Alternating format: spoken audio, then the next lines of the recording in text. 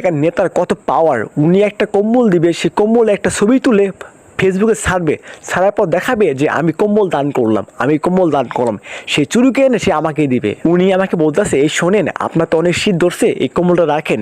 কম্বলটা আমি নিলাম, নেওয়ার পর আমি অনেক খুশি হলাম, যেহেতু অনেক শীত, শীতের মধ্যে আমার এটা কাজে লাগবে। তারপর উনি আমাকে বলতেছে, ভাই একটু দাঁড়ান, আপনি একটা ছবি তুলি, ছবি তোলার পর আমি ফেসবুকে ছাড়বো আর সবাই দেখবে যে আমি কম্বল দান করছি। তাইলে আপনি বোঝেন, শীত আসলে আমাদের কম্বল দেয়, অনেক কিছু দেয়, বাট গরম আসলে কোনো এসি বা ঠান্ডা জিনিস কোনো কিছু দেয় না। এটার মানে কি ভাই? এটা আমাকে মানে বুঝান আল্লাহ। একটা কম্বল দেওয়ার জন্য কতগুলো ছবি তুললো আমাকে, আমি তাও মানে বুঝতে পারতেছি না যে এটা কেমন ধরনের কম্বল দিল।